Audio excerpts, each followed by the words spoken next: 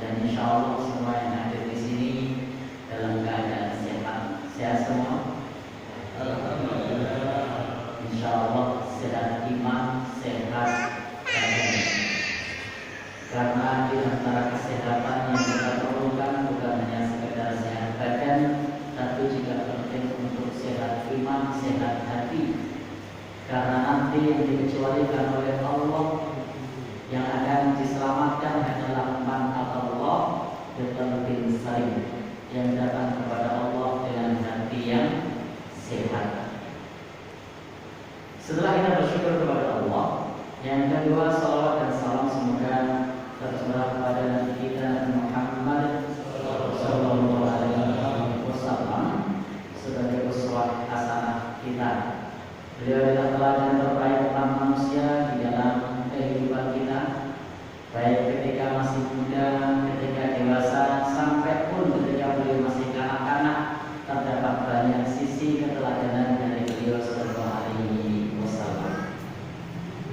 Adapun yang ketiga, di kesempatan kali ini saya diminta untuk menyampaikan satu topik yang terkait jodoh tak kunjung datang.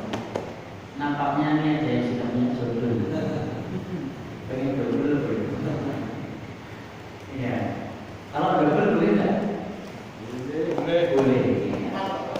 Maaf, itu sudah double. Kalau satu, kalau dua double, kalau tiga triple. Maaf. Baik. Jadi terkait dengan jodoh, memang ini adalah sunnatullah.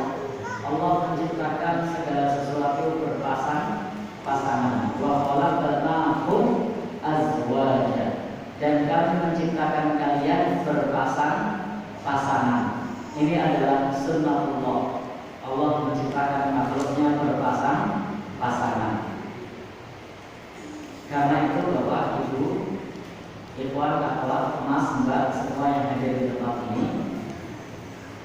ini adalah bagian dari sunnatullah. Lalu bagaimana kalau jodoh tak kunjung datang? Jawabannya harus sabar dan ikhtiar. Cuma kalau yang masih muda-muda ini ya sebenarnya belum tak kunjung datang. Kalau kecepatan datang juga problem, karena harus datang tepat pada waktunya, seiring kematangan usia, seiring kematangan berpikir, seiring kemandirian finansial. Jadi kalau datangnya terburu-buru itu juga tidak baik. Kalau datangnya telat itu dirasanya terconi. Tiap ketemu pasti ditanya kapan nikah. Ada yang punya pengalaman telat di sini? Oh gitu. Sering ditanya kapan nikahnya, Pak? Begitu sudah nikah masih ditanya lagi. Apa pertanyaannya? Sudah punya omongan belum? Baik, itulah problematika kehidupan kita.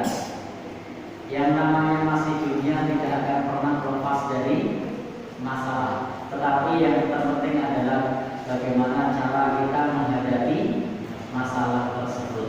Karena ketika kehidupan itu datang, pasti di sana akan menyisakan persoalan. Maka Bapak Ibu, ikhwan akhwat sekalian yang berbahagia di rumah Allah Subhanahu wa taala, yang perlu kita lakukan ketika jodoh belum datang, apalagi ini saya lihat usianya lebih dominan, yang kematangan usianya masih perlu dimasak lagi. Apa yang bahasa Arabnya? Ya, remaja. Sehingga kalau untuk jodoh ini masih perlu dimasak biar matang. Kalau belum matang nanti Al-Quran berpesan kepada kita, waliyakhshal ladzina law taraku min khalfihim dzurriyyatan dhi'afan. Hati-hatilah terhadap datangnya suatu generasi yang lemah, karena nanti akan melahirkan generasi yang melingkik, yang lemah, lemah ekonomi dan seterusnya.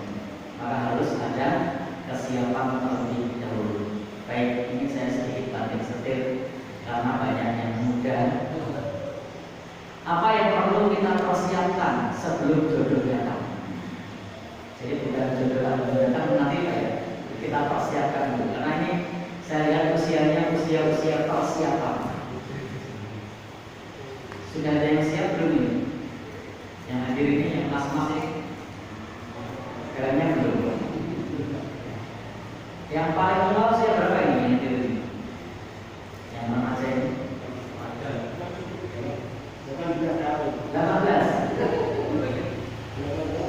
18 belum boleh.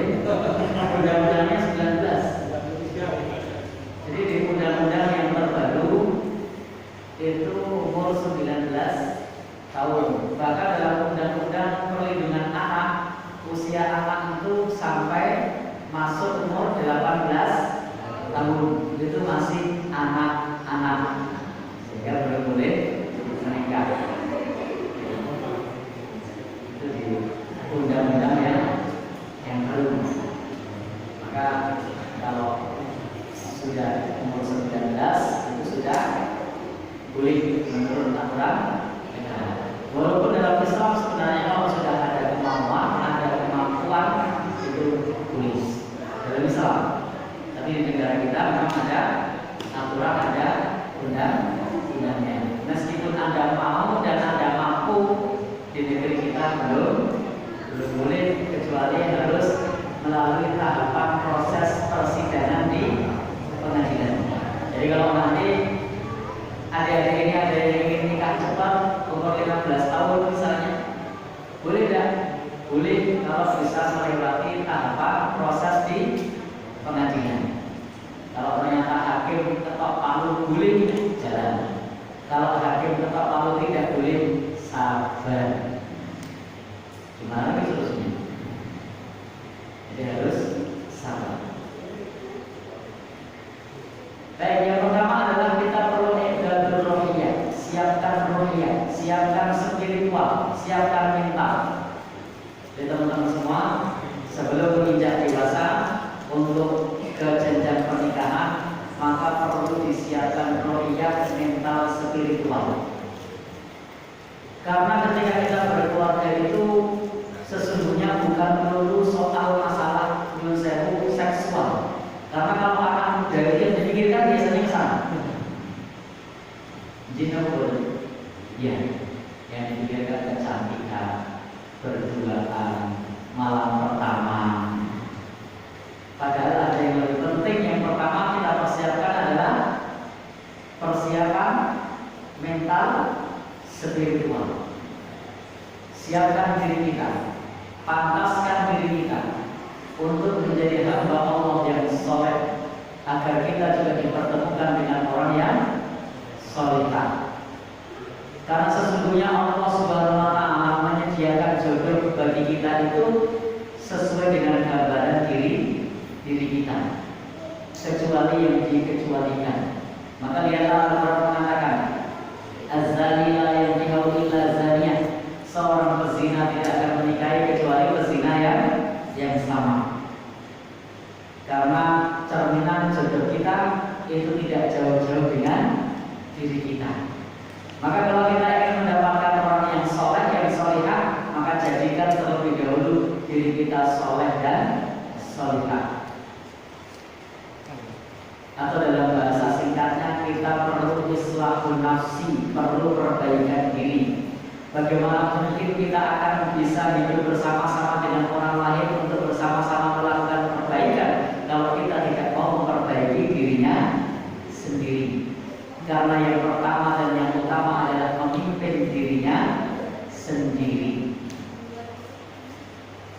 Maka ikhwan akhwat sekalian, i'dadul ruhiyah, siapkan ruhiyah kita, pahami apa tujuan menikah, pahami apa tujuan berkeluarga, bahwa memang berkeluarga itu hukumnya adalah sunnah, bahwa memang di dalam Islam hawa nafsu itu tidak untuk dikekang, tidak pula untuk dilepas, tetapi untuk disalurkan pada tempat yang halal. Ini berbeda dengan ajaran kerahiban. Dalam ajaran kerahiban hawa nafsu itu dibunuh, dimatikan sampai tidak boleh menikah. Ini tidak sesuai dengan naluri dan fitrah manusia. Atau tidak sebagaimana kaum liberal yang sekuler misalnya. Mereka menganggap bahwasanya itu adalah hak asasi manusia, semuanya bebas. Tetapi dalam Islam ini pertengahan, mengakui adanya syahwat naluri hawa nafsu, tidak untuk dibunuh, tidak pula untuk disalurkan secara bebas, tetapi diletakkan pada tempatnya. Itulah keadilan Islam. Wad'u syai' fi mahallihi, meletakkan sesuatu pada tempatnya. Maka terlebih dahulu harus paham secara mental spiritual tujuannya apa. Tujuannya untuk beribadah kepada Allah Subhanahu wa Ta'ala. Maka sedari sekarang, sedari dini, hendaknya kita menjadi hamba yang senantiasa beribadah kepada Allah Subhanahu wa Ta'ala. Maka kalau kita sudah memperbaiki mental spiritual, sudah bisa hijrah, kumpulan dengan orang-orang yang soleh, orang yang solihah, insya Allah jodohnya yang sama, yang serupa.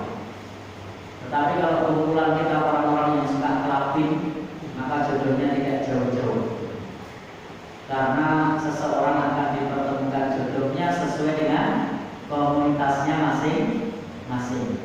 Anak motor ketemunya sama anak motor. Kalau anak ngaji ketemunya sama anak ngaji. Anak yang suka ibadah ketemunya sama anak yang suka ibadah. Kalau anak yang suka sosmed, yang suka gombal, ketemunya hal yang sama. Baik, persiapan yang kedua. Pertama tadi apa? Mental spiritual, rohiyah.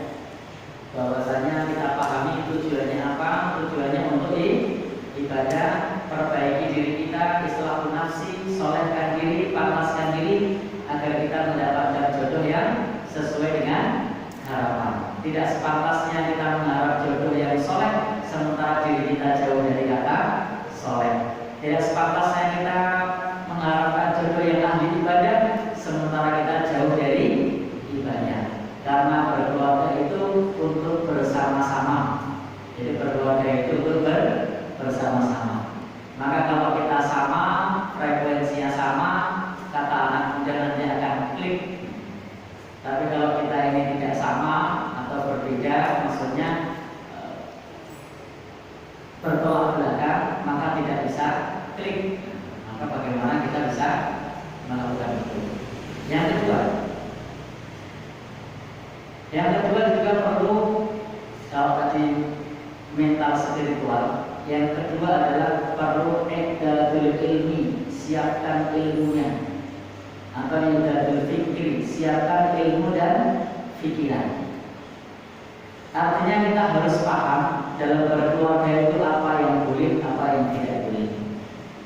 Kita harus paham harus seperti apa seorang suami menjadi imam, harus bagaimana seorang istri harus siap dibimbing oleh suaminya. Ini namanya i'dadul fikri. Karena kalau tidak kita siapkan ini, maka yang terjadi akan sesuai dengan egonya masing-masing. Apalagi kalau masih punya hobi yang tidak sama, hobi yang berbeda, kesukaan warna yang berbeda, itu juga jadi problem. Itu baru masalah warna. Perempuan maunya pakai pink, laki-laki bilang pink lebih, pakainya hitam. Perempuan bilang kalau pakai hitam serem, nggak ketemu. Maka harus disiapkan ilmunya, bagaimana dengan ilmu tersebut menjadikan kita bisa lebih dewasa. Ilmu yang dimaksud ilmu secara konsep, ilmu secara teknis, dan ilmu agama.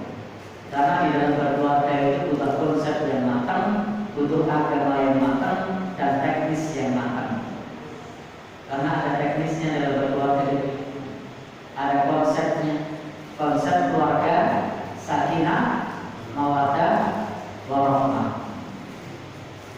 Maka ilmu agamanya dipersiapkan. Ini alhamdulillah adik-adik ini masih muda-muda semua. Umurnya mungkin separuh umur saya. Yang hitam ini umurnya berapa? 14. Wah, satu ini topiknya baru gimana?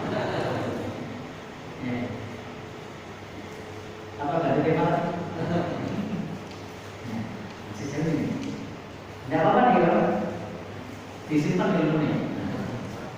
Baik. Ini siapkan ilmu, pelajari ilmu agama yang matang. Bagaimana seseorang bisa menjadi imam dalam rumah tangga. Ini saya kapasitasnya tidak menjelaskan secara detail. Nanti penjelasan detailnya kalau sudah mau nikah ada penataan keluarga sakinah. Tidak tahu jalan apa tidak? Tidak jalan. Cuma kasih buku aja. Tiga aja. Oh iya, baik. Itu nanti teknisnya. Saya hanya yang global saja. Yang ketiga, jadi siapkan apa yang pertama? Mental, spiritual. Jadikan hamba kita sebagai hamba yang soleh. Yang kedua, siapkan ilmunya biar kita mengerti apa sih kesukaan laki-laki, apa sih kesukaan perempuan. Jadi biar kita ngerti. Jangan sampai kemudian laki-laki dianggap sama dengan perempuan, perempuan dianggap sama dengan laki-laki. Bagaimana sih cara seorang perempuan mengungkapkan rasa tidak suka? Bagaimana cara laki-laki mengungkapkan cara tidak suka? Maka ini harus dipahami. Karena kalau tidak dipahami nanti akan ada miskomunikasi. Jadi bukan cuma ilmu agama saja yang disiapkan, tapi juga ilmu secara teknis. Ini kan teknis.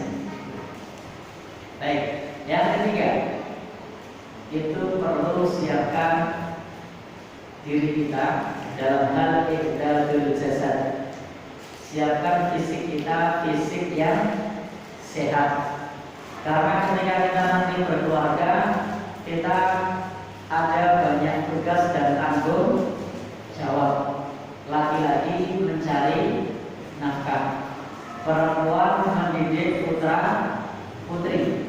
Maka harus disiapkan fisik yang kuat. Mulai sekarang olahraga yang teratur. Mulai saat ini makan yang teratur.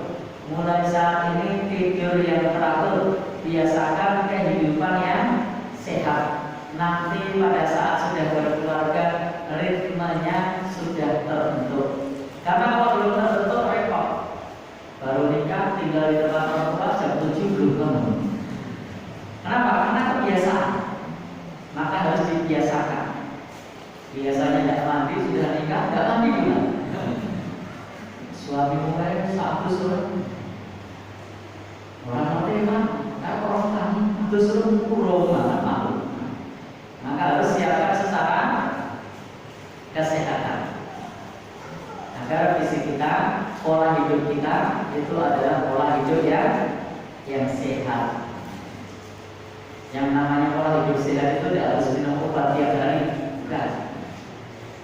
Tetapi Bapak, Ibu, Ikhwan, akhwat sekalian yang berbahagia yang dirahmati Allah Subhanahu wa taala, tadi seperti mulai makan yang teratur. Jadi bukan cuma sholat saja yang teratur, bukan hanya ibadah saja yang teratur, tapi makan yang teratur, tidur yang teratur.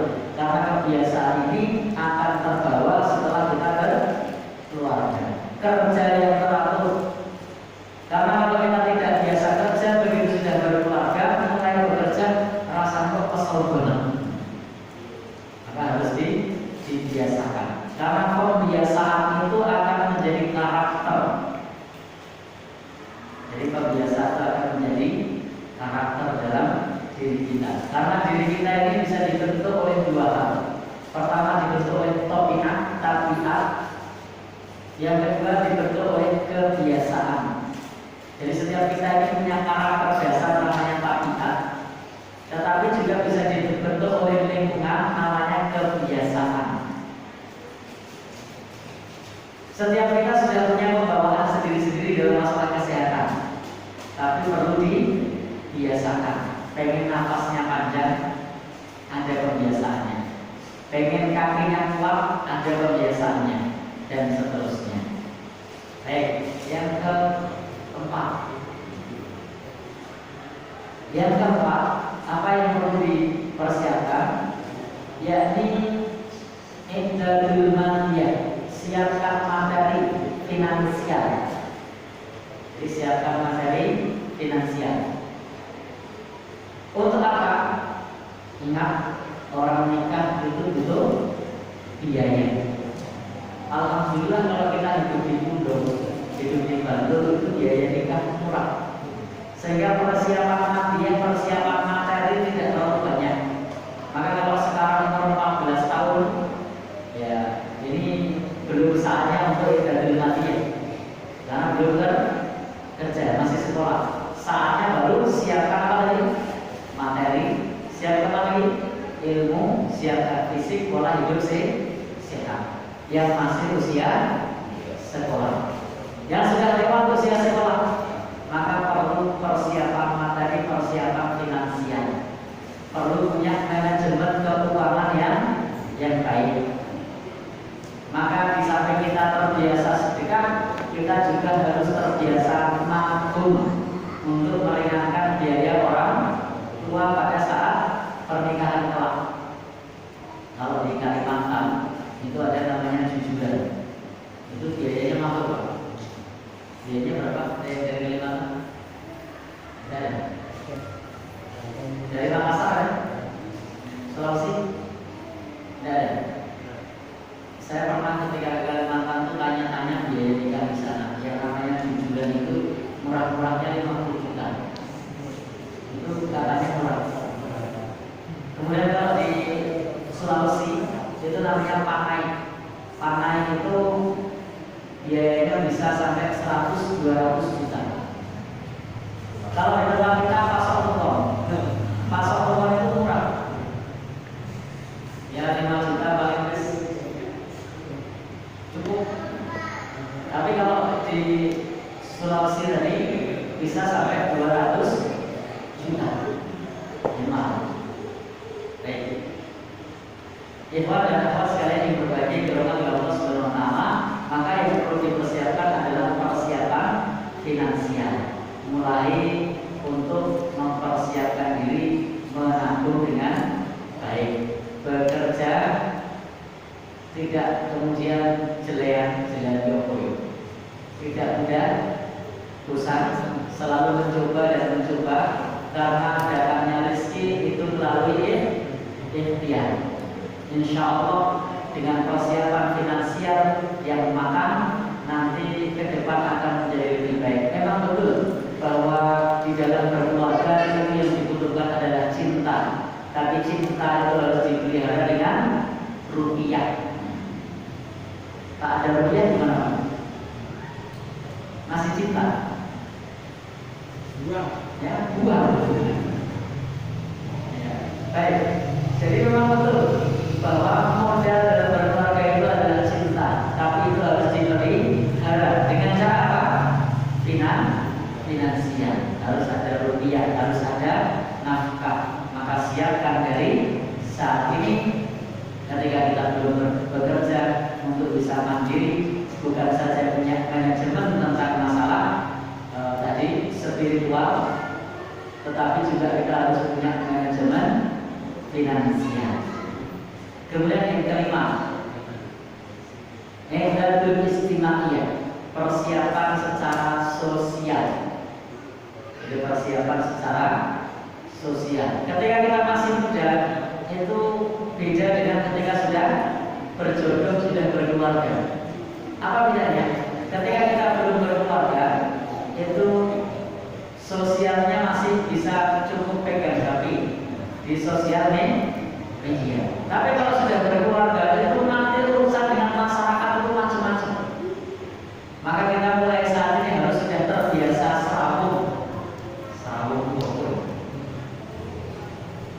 terbiasa bergaul dengan masyarakat. Maka sangat bagus kalau kemudian dilibatkan seperti nan pakaian, misalnya kalau ada orang lagi ada hajatan atau menjadi sinoma pramulatri, untuk apa? Dalam rangka belajar selalu kepada masyarakat. Karena bagaimanapun juga kita ini adalah makhluk sosial, tidak bisa hidup sendiri, harus hidup bermasyarakat. Ikhwan dan akhwat sekalian yang berbahagia yang dirahmati Allah Subhanahu wa taala, memahami di setiap tempat, di setiap daerah ada istilah desa mawa cara negara mawa tata. Maka itu harus kita pahami ungguh. Baik, inilah 5 persiapan sebelum kita dalam hal ini mendapatkan jodoh. Maka kalau kita punya 5 persiapan ini, insya Allah ke depan ketika jodoh itu datang, kita akan lebih siap dan lebih matang. Baik. Lalu apa yang kita lakukan selain persiapan ini? Selain 5 persiapan ini, apa yang kita lakukan saat ini? Maka yang kita lakukan saat ini mencoba untuk bersabar terhadap godaan.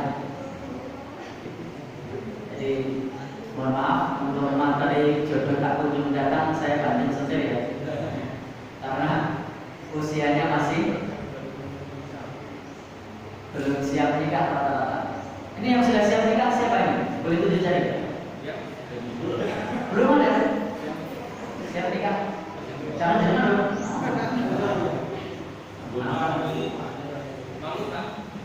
Malu ya? Jadi belum siap. Maka perlu kita harus bersabar. Saat ini kita harus bersabar, jangan sampai terjerumus dalam dosa. Karena pada saat muda itu adalah usia yang paling rawan. Kalau kata Imam Ibnu Qayyim al-Jauziyah, beliau menyebutkan bahwa pintu setan untuk menggoda manusia itu yang paling utama adalah pintu pandangan. Maka kalau masih remaja seperti teman-teman ini, kita harus menutup pintu setan, yaitu pintu pandangan. Karena kalau kita tidak bisa menutup pintu pandangan, persiapan kita yang 5 tadi tidak bisa matang. Belum matang persiapannya, spiritualnya belum matang, finansialnya belum matang, tiba-tiba sudah, kalau bahasa saya dulu LKMD, lama dari bentuk fisik, sudah hamil duluan, sehingga menurut saya secara spiritual tidak matang, kemudian secara pikiran jadi kalut, kemudian ilmunya belum cukup, secara materi finansial juga tidak mampu untuk diselesaikan, apalagi secara sosial itu merasa serba salah. Kenapa? Karena tidak bisa mengendalikan hawa nafsu. Maka pastikan diri kita untuk menjaga pandangan mata. Menjaga pandangan mata ini bukan cuma dalam pergaulan biasa, tapi juga di sosial media. Dan jangan mudah tertipu dengan sosial media saat ini. Berapa banyak kawan Anda yang tampak cantik jelita, begitu ketemu loh medeni di filter. Ada tampak laki-laki nampaknya masya Allah kulitnya luar biasa, sampai seperti artis Korea, begitu ketemu amin-amin. Maka berbeda. Kenapa? Karena di filter tadi. Baik, jadi kita harus jaga pandangan mata kita, harus dijaga. Bukan saja dijaga dalam kehidupan nyata, tapi juga di sosial media.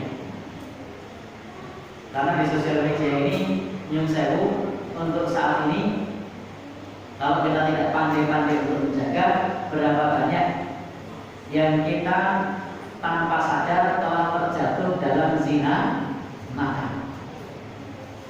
Wal ain zina memandang, dan mata perzinahannya adalah memandang. Jadi ketika kita memandang, maka sudah terjatuh dalam zina mata.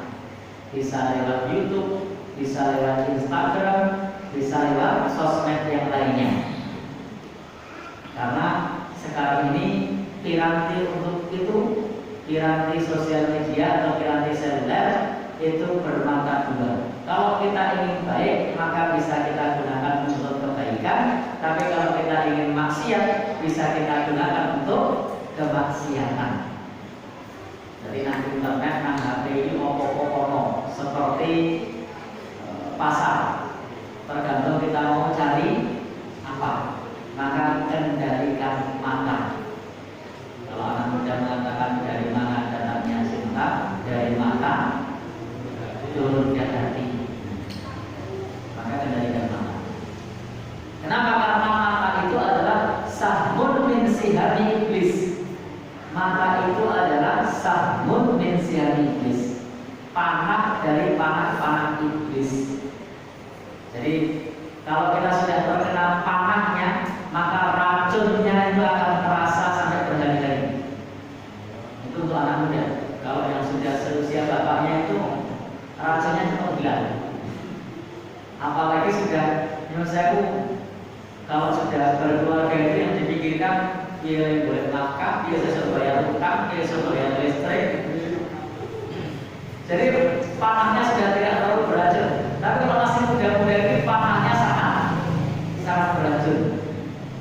Karena menurut saya ini masa-masa yang masih cukup labil, belum stabil. Baik, sehingga kendalikan mata kita dengan cara apa? Menundukkan pandangan.